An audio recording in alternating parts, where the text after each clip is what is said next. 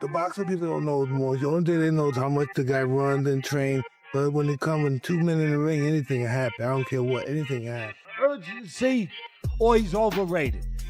And I'm not saying he's that. I'm just saying that it didn't matter enough to go and do what he had to do. Was actually countering Canelo Alvarez quite a bit. So as Canelo would throw, he would just sit there, wait, block, and then boom, an uppercut or a right hand.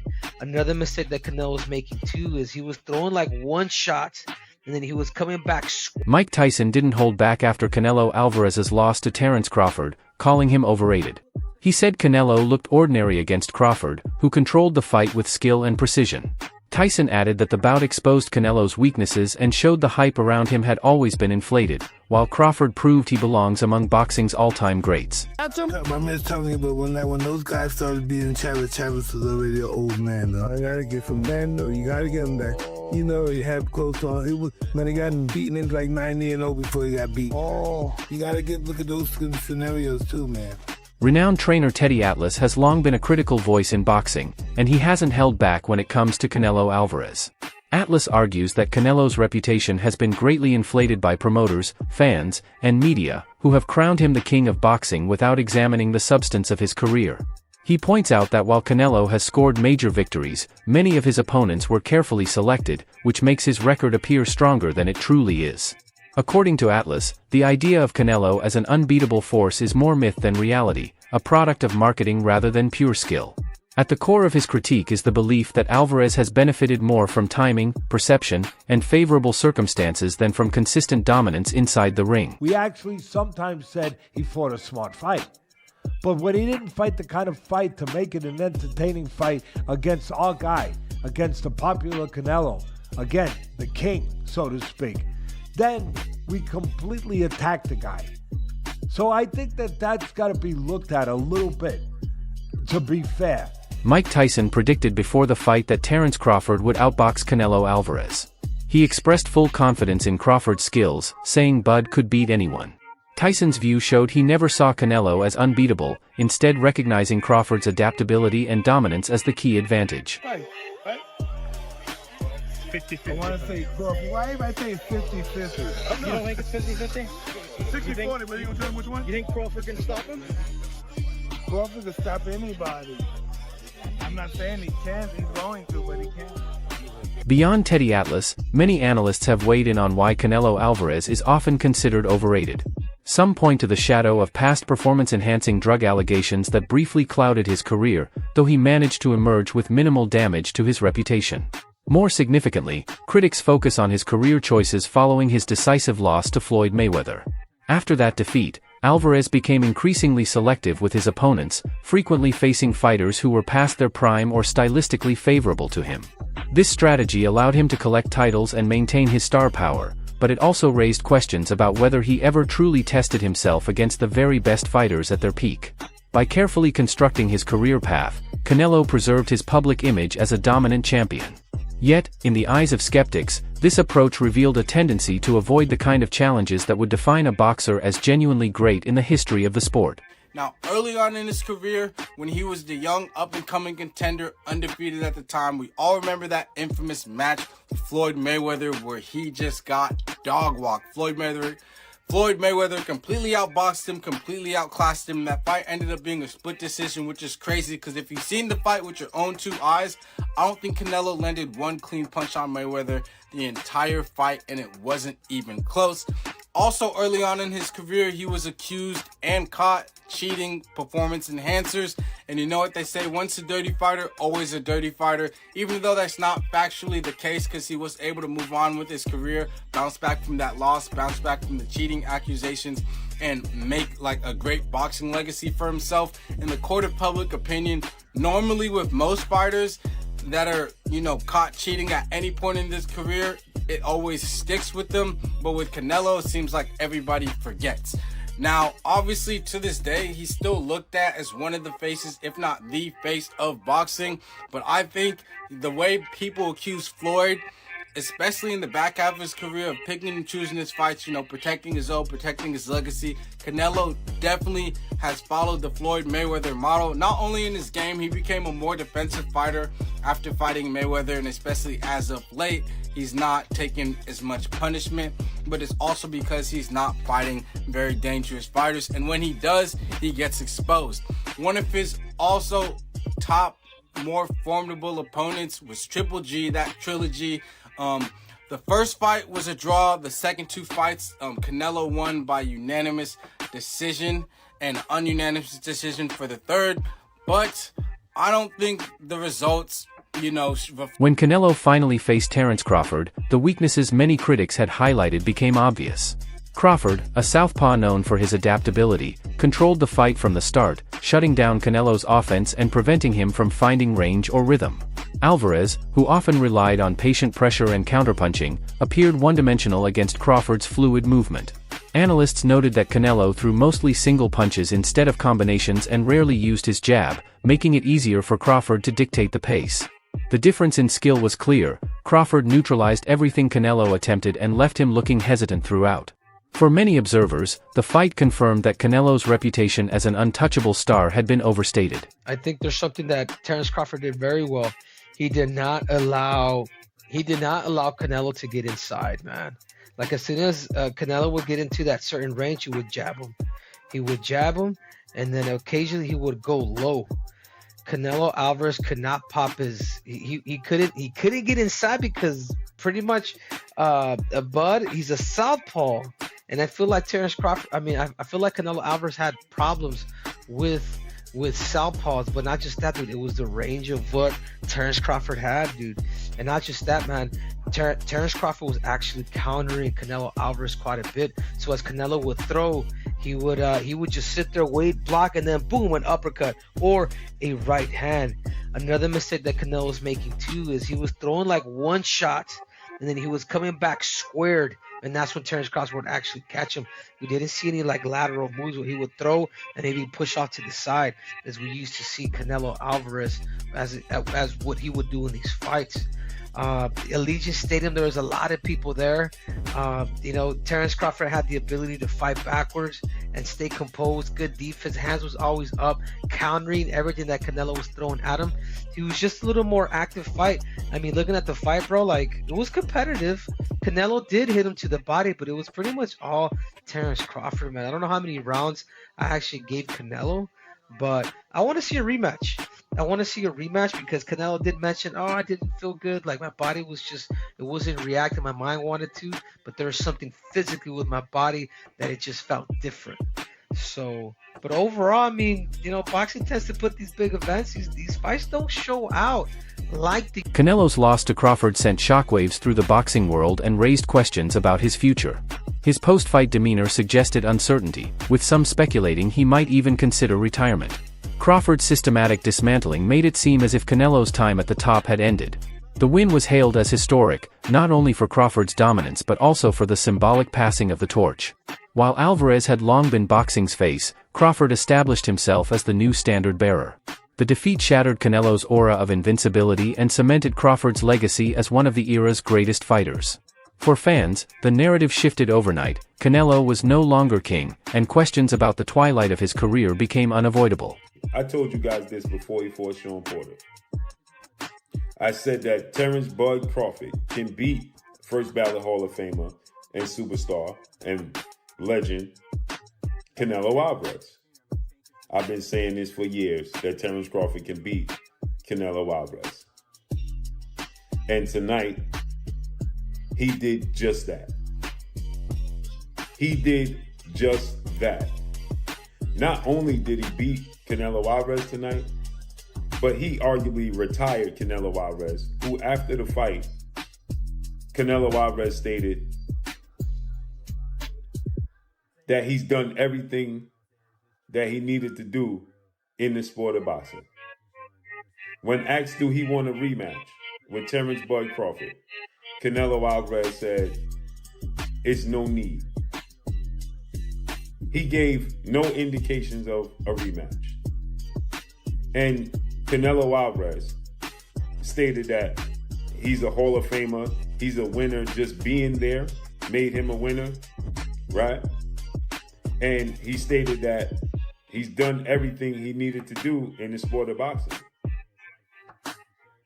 That's what he said. Canelo Alvarez got schooled once again. I told you guys, styles make fights. This particular style of boxers and counterpunchers and movers has historically given Canelo Alvarez problems. And as I told you guys, right? Terrence Crawford can fight any which way he chooses to fight. He's just that much. The victory was more than just another win for Crawford, it was a defining moment in modern boxing. By defeating Canelo, he claimed all of the Mexican star's super middleweight titles, becoming the undisputed champion in another division. This achievement placed Crawford among a select group of fighters who have dominated multiple weight classes with authority. At the same time, the financial side drew attention. Canelo earned a massive $150 million purse, while Crawford, despite his win, received far less. Commentators like Simon Jordan highlighted the irony, noting that the sport still rewarded Canelo more heavily even in defeat. Alvarez, and he won it on points in Las Vegas, and that means he takes all of his super middleweight belts, becoming the first fighter in the modern era to become undisputed champion in 3 weight classes. The man to my left was in Spain. Mr. Jordan got out his bed at 5 in the morning and watched it, and he no doubt saw Crawford speaking post-fight. The great things come to those who wait. You know, the cream always rise to the top. All the time that they blocked me out, they said I won't fight nobody, I can't beat this dude, I can't beat that dude. Every time that I got a chance, I wiped the floor with him. So just imagine where I would have been at today if I had got them opportunities a long time ago. But then again, it wasn't my time. My time is now, and I'm happy that everything played out the way it did. And you're looking at the undisputed champion of the world right now. That is for sure. Is he the modern day GOAT now, Simon? Yeah, I think so. I mean, I think you can make the argument for Usyk too. I'm surprised he speaks like that because it's not normally the way he speaks, and the fact that he's got 3 undisputed means that he must have been given certain opportunities. So I'm surprised he felt the need to say that, but perhaps there was reasons behind it. I mean, Alvarez thought they were going to get him cold because he hadn't fought for 13, 14 months, had some surgery and stuff like that. And the other side of the argument is they've got an Alvarez that's been fighting lesser than opposition. That is not what he once was before. He was there to be beaten by someone of the standard. Respected trainer Abel Sanchez admitted he was stunned by Crawford's victory. He had expected Canelo's experience and power to have a greater impact, but Crawford dismantled him from the opening round. Sanchez noted that Bud never let Canelo find his rhythm, neutralizing his attacks with superior timing and footwork. For Sanchez, the result was a revelation, not just that Crawford won, but how decisively he did so. He even suggested that Crawford, having proven his greatness with this win, could retire on top, highlighting the magnitude of the achievement. Beating Canelo was a career-defining victory that left nothing else to prove. We're going to beat, but Terrence was great. What do you think was the turning point of the fight, or do you just think from the inception there was no way? Was there a point where you saw, hey man, this just doesn't look good? From the beginning. From the beginning, and then he did. Terrence never let Canelo get into a rhythm. Terrence never allowed Canelo to get anything going, and I didn't think he could do it for 12 rounds. I thought that the first 3 or 4 rounds were going to be difficult for Canelo for that reason, but Terrence was able to do it for 12 rounds, and in the later part of the fight, he kind of pushed the fight more than I think people expected, which is the mark of a superstar, man. Abel, starting in the 8th round, we saw noticeable frustration and irritation from Canelo Alvarez. And at one point, 11th and 12th, he looked like he almost walked away, like he almost decided this is too much. You remember the Hagler, Duran. The Duran. I was thinking that. Fight? I was thinking that. I didn't want to disrespect Champ by asking him that post-fight, but those were the images that came to my mind. I was going to ask him, if he understood more of Duran's plight that night. Yeah, you can kind of. Duran had a reason supposedly because he had stomach problems or something like that. But right, he said he ate 2 steaks and drank a pot of coffee in New Orleans. Sometimes frustration causes you to say things that maybe were not true. You know, Terrence just fought a great fight, man. You can virtuoso fight, the kind of fight that we're not gonna see for a while, and there's nobody out there that can give Terrence that kind of test again. And when you have a great fighter that has put up another great fighter, and it happens like this, is you just have to bow your head. And the loss reignited criticism, with analysts reinforcing the view that Canelo's career had been inflated. They argued that the fight, billed as a battle of legacies, instead exposed the truth behind the hype. Crawford didn't just beat Canelo, he outclassed him, displaying a level of skill Alvarez couldn't match. The consensus was that Canelo had benefited from favorable matchmaking, promotion, and timing, while Crawford took risks, moved up in weight, and still dominated. Be an A-plus level elite fighter. Canelo Alvarez is a B-level fighter. Now, this is something even myself had wrong. I thought at one point Canelo Alvarez was an A-level fighter. He has never been an A-level fighter. He's been dramatically overrated, and that's a product of great matchmaking for Canelo Alvarez.